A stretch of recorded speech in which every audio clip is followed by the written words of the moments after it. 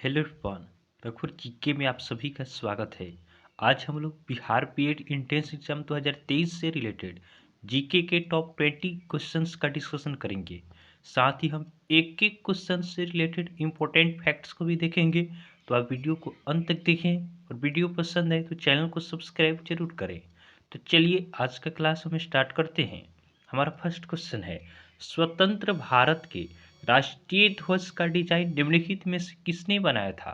स्वतंत्र भारत के राष्ट्रीय ध्वज का डिजाइन निम्नलिखित में से किसने बनाया था? तो इस प्रश्न का सही उत्तर होगा ऑप्शन डी, पिंगली वेंकैया।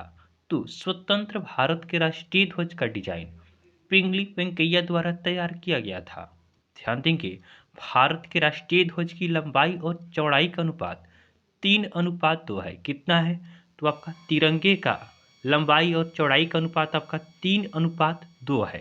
उसके बाद भारत के राष्ट्रीय ध्वज के चक्र में 24 तिरियां हैं और भारत का राष्ट्रीय ध्वज 3 रंगों से मिलकर बना है, केसरिया, सफेद और हरा। नेक्स्ट क्वेश्चन है, राष्ट्रीय गान जन गण मन सर्वप्रथम कब और कहाँ गाया गया? राष्ट्रीय गान आपका जन गण मन सर्वप्रथम कब और कहाँ गाया गया? तो इस प्रश्न का सही उत्तर होगा ऑप्शन ए, 1911 में कोलकाता में आपका कोलकाता अधिवेशन के दौरान आपका गाया गया। तो ध्यान रखेंगे, राष्ट्रगान जन गण मन इसे सर्वप्रथम 1911 में कोलकाता में गाया गया। और ध्यान रखेंगे कि भारत का राष्ट्रगान क्या है? तो जन गण मन है। और जन गण मन इसकी रचना रविन्द्रनाथ टैगोर ने की है। उसके बाद जन गण मन इसे गाने में 52 सेकेंड का समय लगता है। नेक्स्ट क्वेश्चन है, हर्षचरित के लेखक कौन थे? हर्षचरित के लेखक कौन थे? तो इस प्रश्न का सही उत्तर होगा ऑप्शन बी, वाण भट्ट। तो हर्षचरित के लेखक आपका वाण भट्ट हैं। नेक्स्ट क्वेश्चन है, अष्टाध्यायी। अष्टाध्यायी निम्नलिखित में से किसकी रचना है? एक पुस्तक पर आपका क्वेश्चन हमेशा पूछता है, हर वर्ष इससे रिलेटेड एक क्वेश्चन पूछे जाते हैं। तो आप इन सबों को नोट करते रहेंगे, इससे एक क्वेश्चन आपको देखने को जरूर मिलेगा। तो हमारा चौथा नंबर प्रश्न है कि अष्टाध्यायी इसकी रचना किसने की है? तो इस प्रश्न का सही उत्तर होगा ऑप्शन बी, पाणिनि। तो पाणिनि द्वारा अष्टाध्यायी की रचना की गई है। नेक्स्ट क्वेश्चन को देखते हैं, प्रवासी भारतीय दिवस कब मनाया जाता है? प्रवासी भारतीय दिवस यह कब मनाया जाता है? तो प्रवासी भारतीय दिवस यह आपका 9 जनवरी को मनाया जाता है। तो ऑप्शन डी हमारा सही आंसर होगा, प्रवासी भारतीय दिवस यह आपका 9 जनवरी को मनाया जाता है। नेक्स्ट क्वेश्चन है, शरीर के अंदर लौह की कमी से उत्पन्न होने वाला रोग है। तो हमारे शरीर के अंदर लोहे की कमी से उत्पन्न होने वाला रोग कौन सा है? तो इस प्रश्न का सही उत्तर होगा ऑप्शन सी, रक्तहीनता। तो अगर लौह की कमी हो जाती है हमारे शरीर में तो रक्तहीनता की बीमारी उत्पन्न हो सकती है। नेक्स्ट क्वेश्चन को देखते हैं, गाय के दूध का रंग किसकी मौजूदगी के कारण थोड़ा पीला होता है? गाय के दूध का रंग किसकी मौजूदगी के कारण थोड़ा पीला होता है? तो इस प्रश्न का सही उत्तर होगा ऑप्शन डी, कैरोटीन। तो कैरोटीन की उपस्थिति के कारण दूध का रंग हल्का पीला होता है। ध्यान देंगे, गाय के दूध में कैल्शियम के साथ साथ प्रोटीन भी पाया जाता है। गाय के दूध में आपका कैल्शियम के साथ साथ प्रोटीन भी पाया जाता है और इस प्रोटीन का आपका नाम क्या है? कैरोटीन है। इसी कारण गाय का दूध हल्का पीला होता है। नेक्स्ट क्वेश्चन है, इनमें वसा में कौन विलेय नहीं है? इनमें से कौन सा विटामिन आपका वसा में नहीं घुलता है, नहीं विलय होता है, यह हमें बताना है। तो विटामिन ए यह आपका वसा में घुलनशील है। ऑप्शन बी में है विटामिन बी, यह आपका नहीं घुलता है। तो हमारा आंसर हो जाएगा ऑप्शन बी, विटामिन बी यह आपका वसा में घुलनशील नहीं होता है। विटामिन ई है, यह भी आपका वसा में विलय हो जाता है। उसके बाद ऑप्शन डी है विटामिन के, यह भी आपका वसा में विलय होता है। नेक्स्ट क्वेश्चन को देखते हैं, शरीर की विभिन्न गतिविधियों के लिए ऊर्जा का स्रोत है।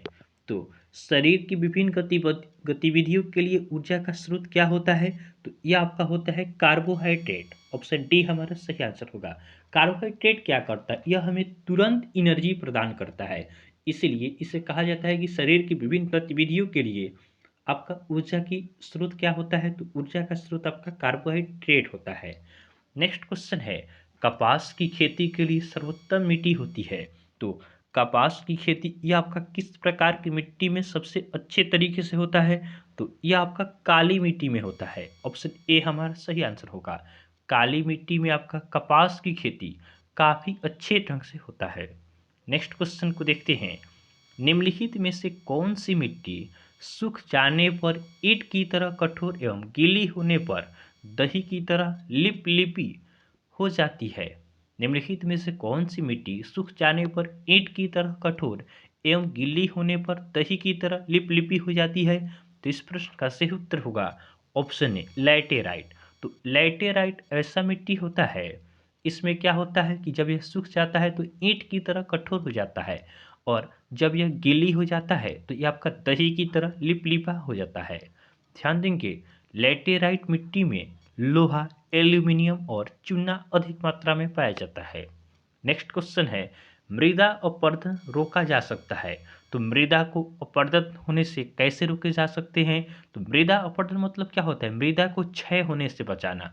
तो कैसे हम मिट्टी को क्षय होने से बचा सकते हैं? तो इस प्रश्न का सही उत्तर होगा ऑप्शन सी वन रोपण द्वारा। तो अधिक से अधिक मात्रा में हम वनों का रोपण करेंगे तो इसके द्वारा क्या होगा? मृदा अपरदन आपका कम होगा। नेक्स्ट क्वेश्चन को देखते हैं। अगला प्रश्न है, रेगुड़ मिट्टी का दूसरा नाम है। तो रेगुड़ मिट्टी, इसका दूसरा नाम क्या है? रेगुड़ मिट्टी का दूसरा नाम आपका काली मिट्टी है। ऑप्शन बी हमारा सही आंसर होगा।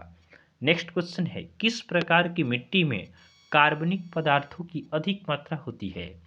किस प्रकार की मिट्टी में कार्बनिक पदार्थों की अधिकता होती है? तो इस प्रश्न का सही उत्तर होगा ऑप्शन बी काली।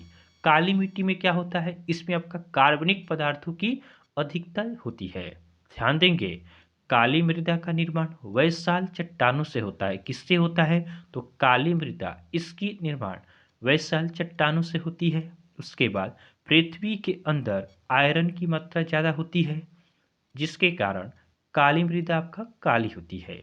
नेक्स्ट क्वेश्चन को देखते हैं। अगला हमारा प्रश्न है, भारत में सिंचाई का सबसे प्रमुख साधन है। तो भारत में सिंचाई का सबसे प्रमुख साधन कौन सा है? तो यह आपका कुएं और नलकूप है। ऑप्शन डी हमारा सही आंसर होगा। भारत में सिंचाई का सबसे प्रमुख साधन यह आपका कुएं है और नलकूप है। ध्यान देंगे, कुएं एवं नलकूप के द्वारा आपका सबसे ज़्यादा सिंचाई की जाती है, जो कि देश के कुल सिंचित क्षेत्र का 56% है। कितना? आपका कुएं और नलकूप, इसके द्वारा देश के सिंचित क्षेत्र का आपका 56% भाग केवल आपका कुएं और नलकूप से सिंचाई की जाती है। नेक्स्ट क्वेश्चन है, भारत में नहर द्वारा सिंचाई कौन सा राज्य अग्रणी है? भारत में नहर द्वारा सिंचाई में कौन सा राज्य अग्रणी है? तो इस प्रश्न का सही उत्तर होगा ऑप्शन डी उत्तर प्रदेश। तो उत्तर प्रदेश में सबसे ज़्यादा आपका नहर द्वारा सिंचाई की जाती है, और उत्तर प्रदेश में आपका नहर सिंचाई के साथ साथ ट्यूबवेल सिंचाई में भी आपका उत्तर प्रदेश ही सबसे ज़्यादा अग्रणी है। नेक्स्ट क्वेश्चन को देखते हैं। इंदिरा गांधी नहर निकलती है। तो इंदिरा गांधी नहर यह कहाँ से निकलती है? तो यह आपका हरिके बांध से निकलती है। ऑप्शन बी हमारा सही आंसर होगा।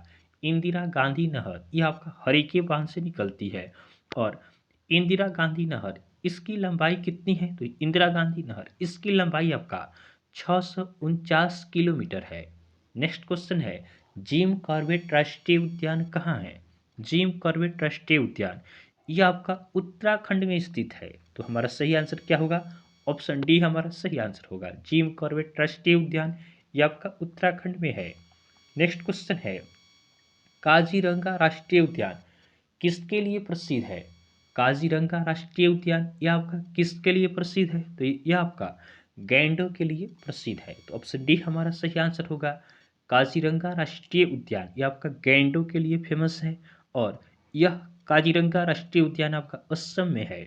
आज का हमारा लास्ट क्वेश्चन है, बाघों का प्रमुख रिजर्व सरिस्का किस राज्य में अवस्थित है? बाघों का प्रमुख रिजर्व सरिस्का किस राज्य में अवस्थित है? तो इस प्रश्न का सही उत्तर होगा ऑप्शन बी राजस्थान। राजस्थान में आपका सरिस्का नेशनल पार्क है। तो इस तरह हमने बिहार बीएड इंट्रेंस एग्जाम 2023 से रिलेटेड जीके के टॉप 20 क्वेश्चंस का हमने डिस्कशन किया है। तो आपको वीडियो पसंद आया हो तो आप वीडियो को लाइक करें और चैनल को सब्सक्राइब ज़रूर करें। तो चलिए आज के लिए हम इतना ही रखते हैं, फिर नेक्स्ट वीडियो में आपसे मिलेंगे, तब तक के लिए धन्यवाद।